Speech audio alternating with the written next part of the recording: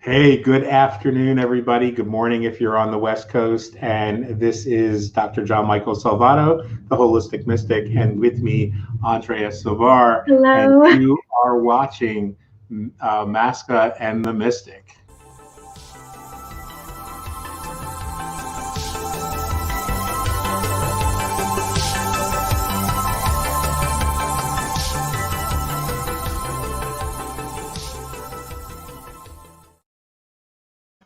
Good morning. So that was probably the most abrupt entry or intro that I think I've ever done. If you guys are watching us and you don't happen to know, I had a neurologist appointment this morning, and so I literally walked in the door, jumped into the studio real quick where Andrea was waiting for me, and it was showtime. So We're here. this will be just the clunkiest and clumsiest intro, but those of you who know us and love us, I'm sure will forgive us. And Andrea, it's really great to we've talked about this for a while now. Yeah, we And have. have this opportunity to jump in here and start sharing a little bit about our culture and our tradition, but not just so as to let people know what the Italian folk magic tradition are, or the Persian folk magic traditions are, um, but really to kind of walk with those who walk a mystical path, especially the solo practitioners, especially those folks who are folk magic practitioners themselves. And man, I can't think of a better and more important time than what's going on in the world around us right now. Yes, I completely agree. And I know we've been talking about this since January, maybe. I think we started kind of throwing around February, and things have definitely evolved in that time span. So yes, I completely agree. And I think, like we've talked about many times, the needs of old, of what would happen during plagues of the past and uprisings, and how our people would step up and be facilitators of healing and knowledge. And I feel like we're at that point again. So bringing everyone together to do that, and maybe give some tools that might have been, I don't know, hidden away for so long, since we don't really talk about what we do. Right. So, if you guys are watching, and I see that somebody's already commented blessings, you have to follow the instructions on the post. I believe you go to StreamYard.com/Facebook in order to connect your Facebook profile to your name. So we Then we can't can put. see. So we can't know who we're talking to unless you do that. So if you go ahead and look, there's probably a link in the show instructions or the show announcement itself, and that'll let us know who you are. But whoever said blessings back to you as well. Hello, and yeah, I think in generations past, like you said, our ancestors were the ones that people turn to in times of crisis, in times of health crisis and uprising. And while our tradition has been a tradition where we don't really talk publicly about what it is we do, and I'm going to be perfectly upfront with everybody, most of those things that we shouldn't talk publicly about, we're not going to. This is not going to be a stregoneria 101 class. But we are going to share some of the things of our tradition, especially the things that we know cross over and can be found in other folk magic traditions. And I think we're going to break some of the taboos, and we are going to share some of the secrets, just because our world needs it. I think it's time. Crisis. Yeah, we've said it before. It's that feeling of, okay, it's time. There's been a time for us as families to keep all of that knowledge occluded, so we could work peacefully. But I do think we're coming into a moment when things are shifting, and people need to be more in their power. And part of doing that, and part of being in their power, is having more knowledge. Right. We're no longer in little villages where people come to us because we are the healers, we are the mystics, we are the strega. We are now part of a global community, and I think nothing was more emotional for me than in the wake of George Floyd's murder, to see that not only across the country did protests and vigils spring up, but in France and in Germany and in Italy and in Spain, even in Russia, there were people taking a knee. Did you know in Iran? In Iran as well. Yes, wow. There was a candlelit vigil in Iran for George Floyd. That's just amazing. I know, and they know police brutality in Iran, and there was a vigil, candlelight vigil. That's awesome, and so we are a global community now, and I think more than ever, when our liberties, in the United States stand at risk, when a fascist dictator is declaring war on the people, it's clear that you and I can't be the healer for everybody. We can't be the one person or two people or four people or 10 people that people come to. And so the time comes when that happens, we reach out, and and traditionally in our tradition, that's happened. At times when you needed more help, you go to the folks who have that calling, who have that feeling that there's something more. And so from December until now, it's incredible the number of people coming out of the woodwork and saying, I want to know more. I want what you've got. This was my grandmother's tradition, and they didn't talk about it, and now she's not with us. And how do I go the next step? And so we kind of become the surrogate moms and dads and aunts and uncles and grandparents for others, and allow the ancestors, my ancestors, your ancestors, and those who are watching to know that our ancestors are standing with us in this moment. They are, and I truly, truly believe that we are in many ways being that bridge, the bridge of knowledge, just to get people even connected with things that are as simple as the earth and the plant spirits, because they're talking very, very loudly right now and have been for the past few months. And because we've become so disconnected from our earth magic and the way that we work with many of the different, you and I haven't, but a lot of people have had that disconnect in the past 20, 30, 40 years. And I just the resurgence of gardening. I know it sounds very simple, but you see it where people are like, no, I need to touch the earth. I need to do this. And they might not just know exactly what's calling them, but there is something calling them. And we're very aware of what that is because it's such a huge part of the way we work. But I think we're acting as a bridge to that knowledge. So they're going to go even deeper. And by doing that, they become healers in their own right, maybe on different levels, but just something as simple as growing a basil plant in your apartment on your window. You're bringing in all of the essence of that plant and that knowledge and that healing love. And I can see it already happening in a very organic way. But I think that searching for, especially people who have been, like you said, cut off because grandma never talked about it.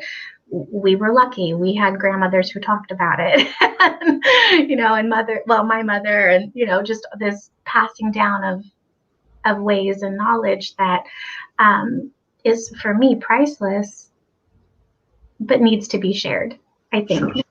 Yeah. It's time. I think, I thought about this last night as I was trying to figure out what I was trying to get my thoughts together, figuring that today was going to be really chaotic.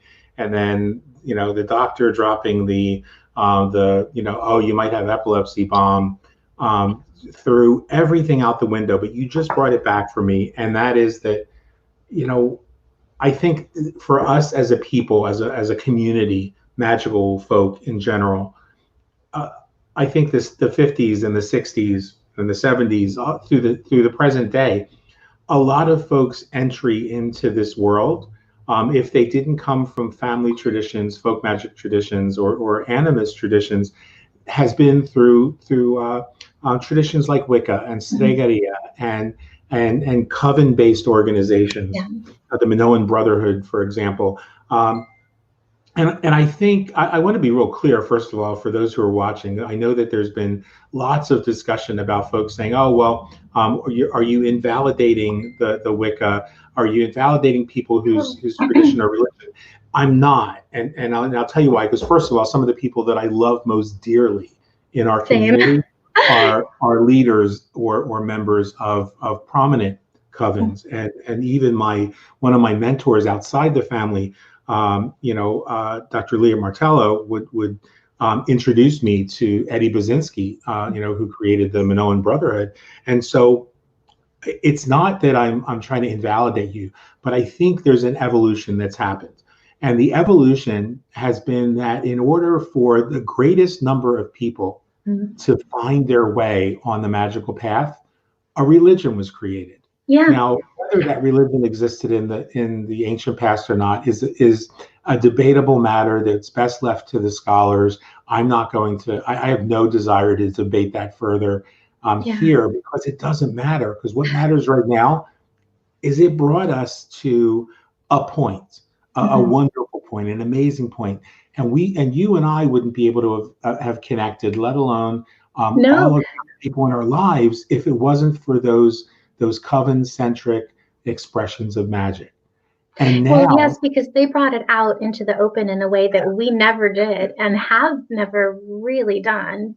Right. Like, even for us, I had to really think about it for a while, if I was ready to really talk about these things in the public sphere. And that was, a couple months ago. And then as everything kind of started happening in the world, it became more and more evident that that was definitely the path that I should start taking. But before that time, everything was kept very much within the family. And whereas in the coven world, they've opened up that path to talk about these things in ways that maybe wouldn't have happened on such a grand scale.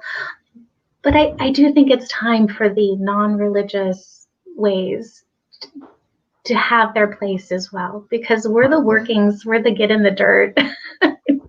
and the coven expression, that started, so many people I talk to, especially millennials, came to the path by way of watching the movie The Craft.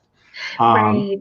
And so it kind of gave you your sea legs, and I'm not saying that anybody should leave their covens, but I'm saying that maybe in this moment, and what this show is for those who are feeling that there has to be something more, not something else, just something more that they can do.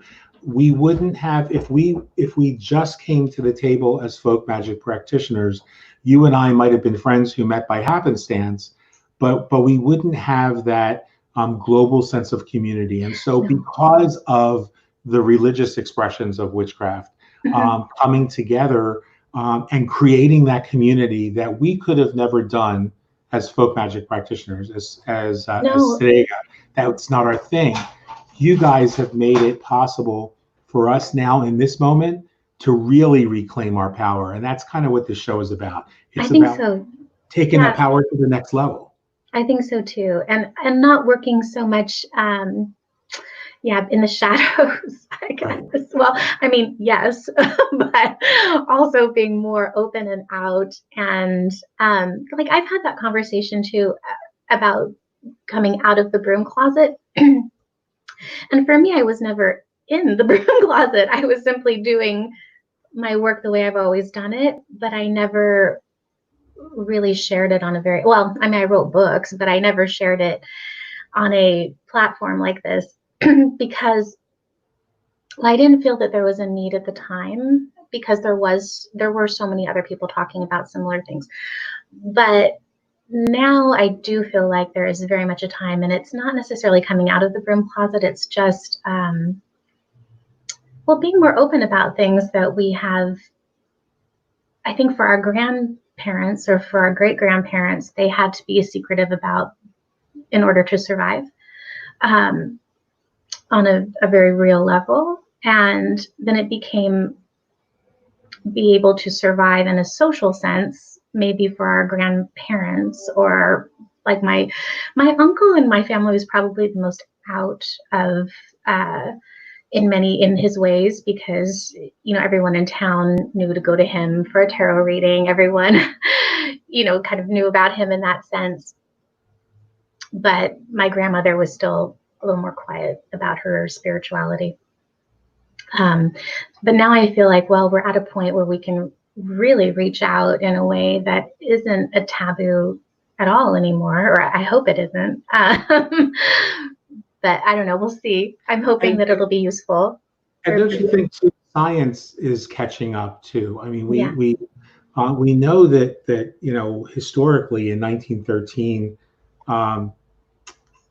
Albert Einstein noticed that there was some sort of vast reservoir of creative energy below at the subatomic level, and he called that 0 point energy. 0 point energy, yeah. Dark matter. And what if that dark matter that Einstein saw was the very same thing that the Hermeticists called universal thought, or the universal mind? And so now all of a sudden, now science is looking, quantum science is looking at the possibility that we do create our reality in almost a holographic sense from our thoughts. And what witchcraft, but learning to work with the energy and shift the energy, so that we're able to restore things to. I used to say balance, and this week it really hit me strongly that what we really do as witches is, and this goes to a conversation you and I were having with some of the folks in the group. Yeah. What if, and I'm not here to tell people how to think, but what if what a witch does is we work with energy and we shift that energy and we manipulate that energy to restore justice. Yeah. And that's something, and we do it each in our individual way, which balances what the other does, because you and I come at it from very different points, but it's the same work. And that's kind of what we were talking about too, but we're drawing on what is the most powerful way for us to do that particular work and to restore justice. And I do feel that's always been the way of, the witch, if you will, restoring justice, not balance, because, well, for those who think about karma, I feel like we kind of are karma. In many ways, because we're moving that energy.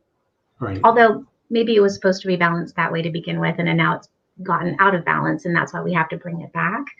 But yes, I completely agree. And of course, the sciences have been a huge part of what my family has always focused on as far as energy. And going back to a time when they didn't necessarily know the words for it, but that was absolutely what we were doing. Hello. Hi. See some comments. Thank you so much. And thanks for tuning in. Guys, if you guys have any questions, any comments you want to share, this is this is a community project. And so we want to hear as much your thoughts in this realm as well as our own. And yeah, Andrea, I think, I think about this image I saw on a Facebook meme, and it said, this is the difference between equality and equanimity. And equality was that there was a picket fence, not a picket fence, like a privacy fence, like you'd have in your backyard, and there was a baseball game on the other side of it. And so you had a father and two boys, and the boys were different heights. And so equality was that each one of them got a box the exact same size, and the boys still couldn't see over the fence. Equanimity is when we say, okay, so I recognize that you have strengths that I don't have, and I have strengths that you don't have, and I don't need the box to stand on, so let me give you mine to the smallest one, and then all of a sudden all three people get to see. That's restoring justice. That's what powerful. Yeah, that's what we need in our world right now more than anything else. And I think that the magic is happening not just among knowing practitioners. the magic is happening on the streets. The magic is now, Absolutely. to steal a phrase, this is the magic, the gathering. Yes. People are literally gathering around the world, and here is somebody, a perfect Oh, example of yes. what we were just talking about, how we bring different gifts to the table to achieve the same justice. And Carolina Gonzalez, I love you to death. Oh, love you, Carol. I want her on to the show soon. Oh yeah, we will Yeah. definitely have you on, Carolina, if you will, Let's because talk plants. yeah, if for those of you who don't know Catalina, if you we'll have her on the show so she can talk more about her work personally. But if you wanted to find a person who is really doing the work, not just the not just the everyday work or the okay, these are my clients' work, but the really deeper spiritual work of healing the planet, and doing this through plants and doing this through the magic of the people of the Canary Islands. You can't find a better resource. And you guys have seen her on the Brew previously, and so now on Masca and the Mystic. That brings us to what I was going to say was, this is not. We touched on the fact on the use of the word witch, and Yeah. we're comfortable with witch or strega or masca, any of those things. But at the end of the day, this is open to everybody who has that calling or that hunger for the mystical, Yes. because that's what is spreading over the planet right now. That's what's going to heal the world. That's what's going to restore the balance of justice and end colonialism and end racism and end fascism. This is, I really think, an opportunity for people to not just look at us and say, okay, so that's really cool. These are witches and they know how to do these things. This is about reclaiming your own power. It There's is. nothing we have that you guys don't have. And also, I mean, something too, my family never called themselves witches. It was never a word that, I mean, I don't think it would have offended them, but I don't think it was anything that, for them, they were mystics. They were,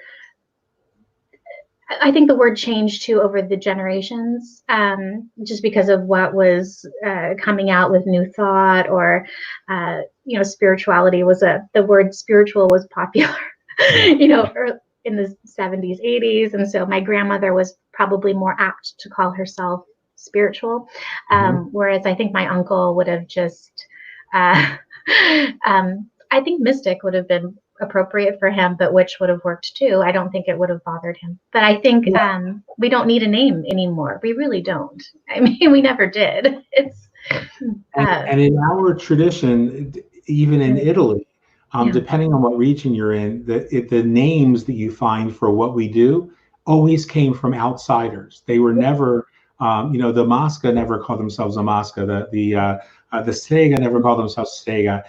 We in my family, we wouldn't say that we were going to work a spell or that we wouldn't even really necessarily call it magic.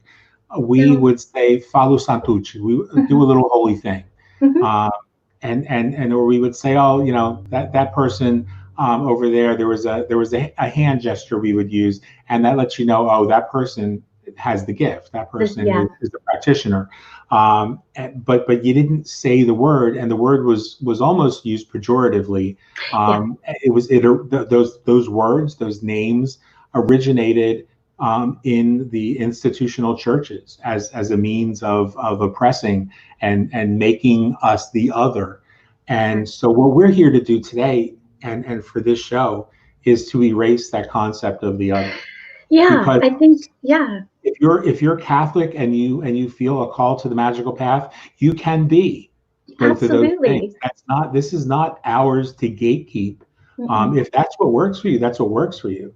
But we really want to, I think at this time, like I said, we have to bring an end to colonialism, and we have to bring an end to appropriation, because and that really applies to our magical world as well, to our practice of magic as well, because there are people out there who make good money and make entire livings off of the traditions of the ancestors that come from Africa and they come from the islands and they come from South America, who themselves are not from those heritages.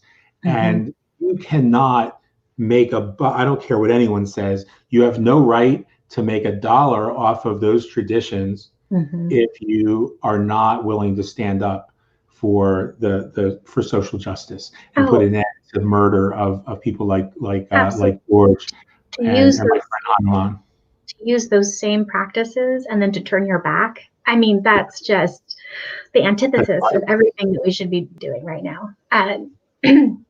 There's no place for that. So here's somebody, again, if you guys would on future shows, on the show, you'll see at the bottom of the announcement on Facebook, you will see a link that allows you to click a little link that puts your name on there. So I'm going to share a comment. We have no idea who this person is because they didn't follow that directions, but it says, most of my relatives feel offended by being called a witch or strega, bruja. It's changing through my generation. Yeah, I think in our generation, we started to reclaim those words and say, you're not going to use these words to hurt us anymore. Exactly. Just same thing. This is June. June is LGBTQ LMNOP Pride Month. And so, using the word fag, or queer, taking the power away from those words and making them ours, is definitely something that's happening in the modern generation. Absolutely. But to the viewer, you're absolutely right. My grandmother would never call herself a strega. No. In fact, there was a person, we shared a story, it's a little off color, so I'm not going to share it now. But we were in church on Christmas Eve when I was 6. That's when we get initiated into the tradition. And my grandmother, my aunt said to my grandmother that there is that strega and that gypsy strega. Now they would refer to this, and that was a disdainful thing to say about her. That woman's practices were no different than ours, but it was a word that was used pejoratively. So yes, to whoever that viewer was. And I do think that our generation and the younger generations, the millennials, and my little girl who's Generation Alpha, she's tiny, they're going to have a completely different vision of what that means. And also what I'm hoping that for her, she'll have her own power on many different levels that as if she doesn't already. I know. Yeah, for sure. But that she'll have that ability to be extremely vocal and be who she is without any fear of retribution or repercussions of speaking her truth. And I think that's part of our role right now, is to open those doors wider so all people feel welcomed and in their power and in their magic. And agreed, my grandmother would never have called herself strega, which is always weird for me too. Even people on the outside now, when they come to me and say, "Oh, so you're a strega," and I'm like, "Well, sure, if you want to call me that, that's fine." But I think more than anything, just and someone saying even pagan was a negative term originally, and just so you know, like, I don't consider myself a pagan. I have no issue with all my pagan friends, but you're right. Those were terms that were used to degrade. And actually, I like to in part of the taking back the power, because I don't consider myself pagan either, because pagan refers to religion. And I don't embrace religion, but have great respect for those and love and affection for those who do. But the word pagan actually just means civilian. Originally, pagan was not a pejorative term. It was a pejorative term when the Roman Catholic Church absconded with that word, and considering themselves to be the military, the militia of Christ, or the army of Christ, those who were civilians, i.e. not of the army, were pagans. The word paganus in Latin simply means outdweller or civilian. We've got a comment here. So that was from Draco.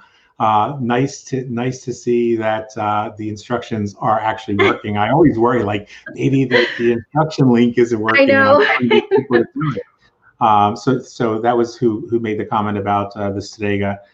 So we're really glad to see you guys here. Yeah. I think one of the two things that are the most on my heart right now, of course, first and foremost is what's going on with the protests following George Floyd's murder, and the second is hand in hand with that, and that is that our people, our tradition, were called so often to be the healers at times of pandemics and times of plagues, and so we have this global pandemic that's going on, and I think that that being the healer doesn't just mean for me that I help people to boost their immune system. I mean, I'm doing that on a daily basis, helping people with protocols to boost their immune system and using magical protection to boost their immune system. But it goes beyond that, and it means that we're there for one another when pandemic fatigue kicks in, and the stress and anxiety of personally losing 4 people. I know that of those watching, we've all been affected. We've all been hit. So I wonder if as a way of kind of closing us out, we're going to try and keep these shows, guys, to between 30 and 45 minutes. When we have guests on, it'll certainly be 45 minutes to an hour. But I wonder, plan to, like, on the off weeks too, like I'm already working on a piece that I wanted to talk about with different plants. So I'm going to write something about fireweed for next week that I think or earlier if I get it done, that I think will be helpful for this time and what's happening on the earth. So yes, we're going to try to do different ways of. So what would you say? I'm putting you on the spot. I apologize that we didn't have a moment to plan this, but what would you say about maybe sharing with everybody for the next 5 or 10 minutes ways that from your perspective as somebody who is another one of our amazing herbal plant women, plant doctors, connecting with, because I know for me the thing I couldn't wait for after lockdown was loosened or relaxed a little bit was just getting back down to the riverfront. So that I could hang out with the spirits of the plants and my extended family, if you will. Absolutely. What could somebody who's watching do in their space, whether they live in the city or live in the country, to just connect and allow nature to start to speak to them? There's so many ways, and I feel like a lot of people, when you're stuck in an apartment, I think that feeling of confinement and not having that outside space is part of our fatigue right now, a big part of our pandemic fatigue. So if you are in an apartment, one of the easiest ways to do it, if you just open your windows and, I know it depends on where you are, but if you can see from where you are a tree, especially trees, because they have such a grounding, amazing energy. I feel like even though it's actually going out and sitting with a tree or being at the waterfront has a huge effect. If you don't feel like you can do that right now, you don't actually have to be in proximity with the actual plant. Like you can be across the world from a plant you want to connect with. And energetically, because everything is connected and our root systems go very deep, we can kind of bring that energy to us. By simply getting into a space where it doesn't have to even be meditative. Like really, I feel like for people, don't overthink it. Just, don't overthink it. Just think if you're in that moment where things are spiraling and the fatigue is too much and the pain is too much and the sadness is too much, that's that point where you have to kind of stop. And I know it's hard, and look outside of yourself. And that can be just watching a tree across the street sway in the wind and just mimicking whatever those movements are. Like I know when you did Wu Wei, the piece a couple of weeks ago, and I I think you mentioned the waves, or the way that you did Wu Wei. And for me, it's the waves, but also the trees and the way that the leaves will naturally move with the wind. It is the most meditative state and a way of releasing that particular pain that for me works very deeply. And you don't have to be outside to do it. Now, if you can be outside to do it, that's even more powerful, just to sit right at the base of a tree or in the dirt or on the grass in a park and just let yourself move the way a leaf would move. And whatever comes to mind comes to mind. It could be, as you get more used to working that way, things will pop into your head, little messages will come through. And that's those plants and those roots talking to you in their way. Again, don't overthink it. Don't try to force it. I think that's the thing with the plant life, is we don't force anything. Everything grows in its time. You don't have to be dressed up in a certain costume.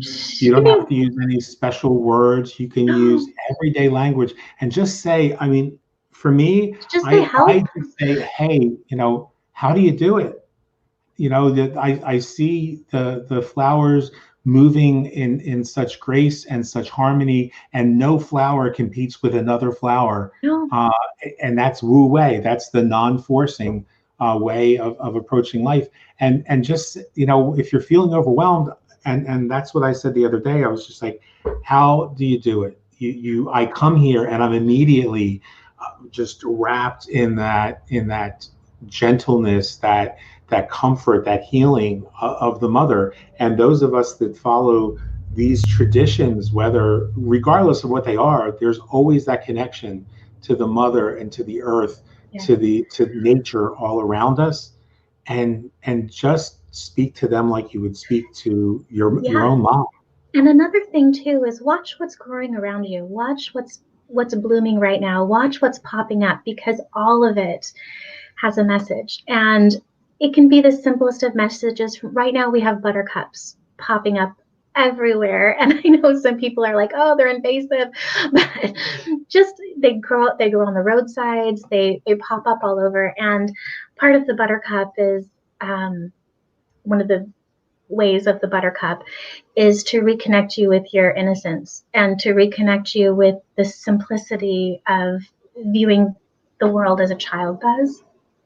And we need that, because if we're going to rebuild the world, we have to go back to that state that we were in as children, where we don't have the hate and we don't have so many of the things that this very sick society has built. So buttercups right now are popping up. Also, I think to give us a reprieve, because everything is heavy and very difficult, because we're doing the hard lifting right now. And so, having that little light that reflects a little bit of the sun and the moon and brings everything together, that's what's popping up right now here. But look at what's happening just around you. It's such a simple thing to do, and it doesn't cost anything, and it doesn't take anything from you. It's just going to give, and it will bring that little piece of solace. Like we had an ask for things too. If you'd be very surprised as you kind of get deeper into your power, what will pop up in your garden if you ask it to come. And I know we've both experienced that many times, but just this year. Things that didn't grow there before will come to you if you ask them. And if they don't come to your garden, they'll come. Get out and you'll find them somewhere. Mullein didn't grow in my garden, but when the pandemic started, Andrea and I were talking about making a mullein syrup. And we've got the little mullein here. I'll dry. And I went for a walk, and in an area where I'm frequently at, where it never was before, it started to come forth. So you just call the plants, and the plants will answer you. They'll let you know. And if you don't know what you need, they'll let you know what you need. Well, that's the thing, is the things that pop up a lot of the time, you might not even know that that's really what you're needing, but they will come they will come to you. And for many things, it might not be something that you physically take into yourself. Like, you don't necessarily have to be out wild crafting. Although, I mean, I highly recommend it if you enjoy. But I do believe that they're here. We've always had that symbiotic relationship with plants, and they want to help us right now. We just have to learn how to listen again. Yeah. And listening again is a huge part of what we're going through too. Like, if this wasn't a time when we need to stop and listen to the other, to everyone, to anyone who has been pushed down and murdered, we need to listen. Like, this is it. This is the time to start listening again, like, deeply. So that's the perfect note to to end on. I hope that everybody that's watching this will join us and join the conversation and follow the directions to connect on Facebook, because it's easier for us, or on YouTube, makes it easier for us to be able to really connect with you and know who it is we're talking to. And if you are like so many of us who were just devastated at the video footage of what happened to Big Floyd, and what's happened to so many people, friends of mine that died in the police's hands in Baltimore and in New York. And this is a moment that we can all do this for them, so that their memories, their legacy might be for us to be the ones that said, okay, enough. We're going to eliminate the concept of other and begin to reconnect. And I think once we reconnect, the force that is that powerful, is the force that can change tides. It's the force that of the waves that crash upon the shoreline and carve away the cliff, and the force that allows us to really begin to rebuild, to reimagine, just as our ancestors did, as magic practitioners. Did not. You can't manipulate the energy the way that we do as practitioners, unless you have a vision for where you want that energy to be. So let's hold on to that vision. Let's dig in and find our roots, and know that we can transfer that desire, that love, that need for social justice and peace and fellowship in the world, and we can begin to transmute what's happening right now. Because I heard Reverend Al Sharpton saying last night that there are two parts to creating change, and one of them is protest. Because you have to get out there and raise awareness. But protest without action is just becomes noise. And so we will continue to raise our voices in solidarity. But at the same time that we're doing that, we will begin to do the work for those who can't do the work. And so I'm thrilled Andrea, to have you to partner with on this podcast. And I'm thrilled to have every one of you that are watching to partner with us on this. And just keep in mind, we do this show every other Tuesday at 1:00 Eastern time. And then on the in-between weeks will be the Holistic Mystic. And you'll have to tune in next week to find out what that's going to be all about. But that'll be a show that I'll do that will fit hand in hand with what we're doing here. And I'll be adding plant info for community. The Facebook community is a living community. It is all of us, not just me and Andrea. Andrea will be adding some value and some teachings in text form for those who feel more comfortable with that, so that you can actually engage with us there in the group. Next week, I'll ask questions, anything, like, we're here. So next week I'll be able to put the little Chiron on the bottom that has the Facebook group address in there. This week, time just got away from me, but thanks for all of you for tuning in, and thank you for all of your love and support. And Andrea, thank you for your love and support. Thank you, Gianmichael. Fantastic. We aren't even going to have an outro video clip to today. So let's just say, see you guys later. Love ya.